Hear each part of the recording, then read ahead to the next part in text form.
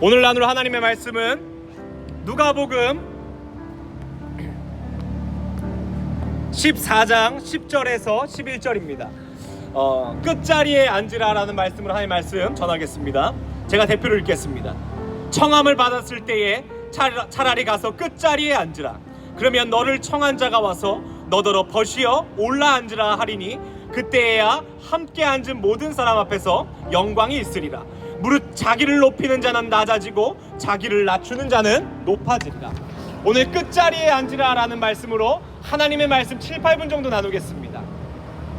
여러분, 만약에 결혼식에 가서 너무나 이 결혼하는 부부를 축하하고 싶다고 가장 앞자리에 앉아서 박수치고 환호할 준비를 한다면 아마도 안내하는 사람이 와서 이렇게 얘기할 것입니다. 손님, 죄송하지만 이 자리는 양가 부모님이 앉는 자리입니다. 우리는 결혼식을 가든 영화를 보러 가든 어디에 가든 각자의 자리가 있습니다.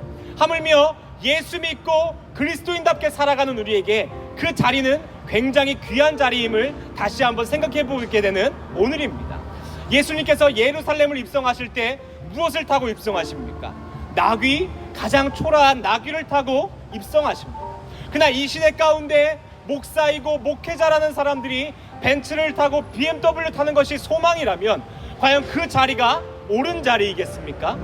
또한 예수님이 이 땅에 오셔서 머리 둘 곳 하나 없다라고 말씀하십니다. 그리고 예수님 이 땅에 오신 목적과 이유가 무엇입니까? 십자가와 고난과 우리를 위하여 피 흘리심으로 사랑하시기 위하여 이 땅 가운데 왔습니다. 근데 저 같은 사역자가요, 이 땅에 온 목적이 유명해지고 부자가 되고 좋은 집 사는 것이 나의 삶의 목적과 소망이라면 그 자리가 우리의 자리이겠습니까? 그렇지 않다는 것입니다. 여러분, 오늘 예수님께서 누가복음을 통하여 뭐라고 얘기하십니까? 아마도 어떠한 집 가운데 사람들이 초대를 받은 것 같아요. 근데 자기가 다 귀한 자리에 앉으려고 가장 좋은 자리부터 앉는 것입니다.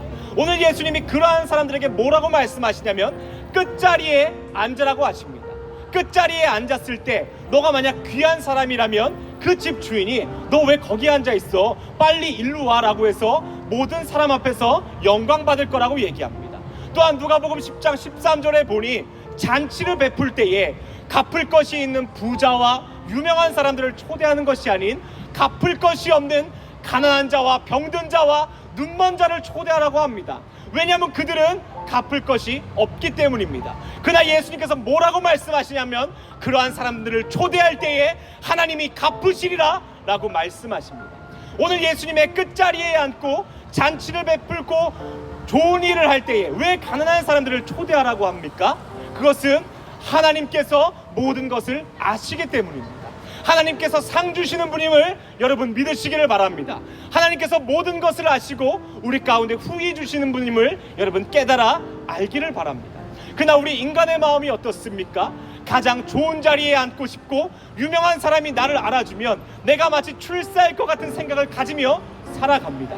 그러한 자들에게 오늘 예수님 하나님을 주목하고 하나님을 의식하며 하나님을 두려워하며 살아가라고 말씀하시는 겁니다.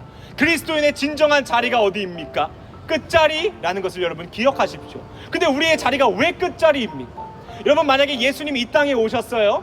예수님과 되게 귀한 자리에 갔습니다. 근데 예수님께서요 문 앞에 서서 앉아 계시는 거예요. 근데 저는요 세상에서 예수님 사랑하는 그리스도인이라고 얘기합니다. 그럼 예수님한테 예수님 여기 잠깐 앉아 계십시오. 저는 저 잔치 가운데 주인공 자리에 앉아 있다 오겠습니다 라고 하겠습니까? 절대 그럴 리가 없어요.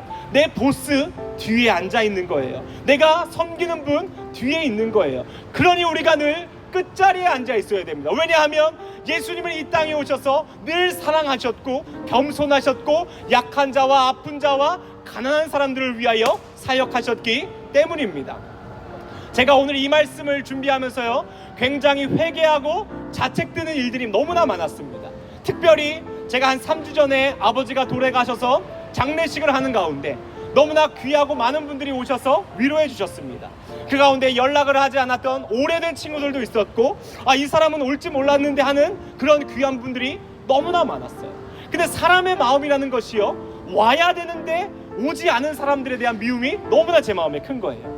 그 사람들의 무리가 누구인지 봤더니 저와 함께 사역했던 목사라는 사람들이었습니다. 목회자라고 얘기하는 사람들 단 한 분 말고는 아무도 오지 않고 연락이 없던 것입니다. 사실 인간적인 마음으로 너무나 상처가 되고 아픈 것이에요. 그리고 그 사람들을 향하여 저주하는 제 모습을 발견하게 되었습니다. 근데 오늘의 말씀을 통해서 하나님께서 처절하게 회개하게 하셨고 모든 것을 내려놓게 하셨습니다. 제가 아마도 일반 교회 사역을 하면서 하나님의 나라와 하나님의 영광이 아닌 나의 유익과 이 사람들에게 인정받고 싶고 같은 좋은 동료가 되고 싶었구나라고 많은 생각을 했었던 것 같습니다.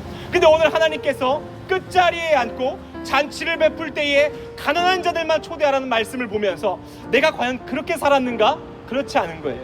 저도 너무나 주인공의 자리에 앉고 싶고 또한 수많은 사람이 인정해주는 사람이 되었으면 좋겠던 거예요. 제 장례식에 누가 오든 사실 무슨 상관입니까? 와준 사람에게 감사하고 오지 못한 사람들에게 그럴 수 있다라고 여기는 마음이 있어야 되는데 하나님께서 오늘 이 말씀을 통하여서 겸손하지 않고 예수님 닮지 않은 제 모습을 발견하게 하셨습니다. 여러분, 우리가 다시 한번 예수님의 모습대로 살아가는 은혜가 있기를 소망합니다. 그렇게 늘 날마다 싸우며 살았던 것이 오늘 다윗이라는 인물이에요. 사울의 10년 동안의 그 이겨낼 수 없는 공격과 저 같은 사람은 감히 감당할 수 없는 시험 가운데 오늘 다윗은 원수를 하나님 손에 맡깁니다. 모든 것을 하나님 손에 맡깁니다. 그럴 때 하나님이 어떻게 하십니까? 오늘의 말씀에 보니 자기를 낮추는 자는 하나님께서 높이시고 자기를 높이는 자는 하나님께서 낮추신다라고 얘기합니다. 다윗이 하나님을 위하여 10년 동안 그 수많은 어려운 생활을 참아내니 하나님께서 다윗을 어떻게 하십니까? 그 누구보다 높은 자리에 앉게 하십니다. 여러분 기억하셨으면 좋겠습니다.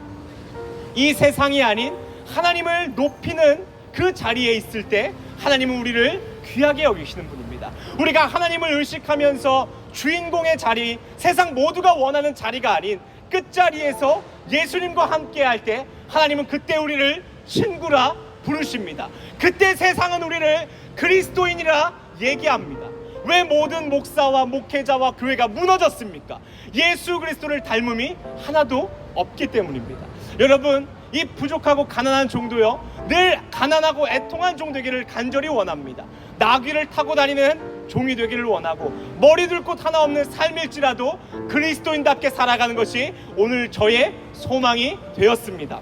여러분도 그러한 소망을 가지고 진짜 그리스도인답게, 진짜 성도답게, 진짜 하나님 나라의 백성답게 살아가는 은혜가 있기를 원합니다. 그때에 누가 갚으십니까? 하나님께서 갚으십니다. 그때 누가 수고했다, 사랑한다, 딸아, 아들아 말씀하십니까?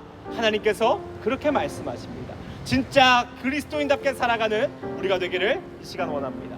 우리 시간 같이 한번 기도하겠습니다.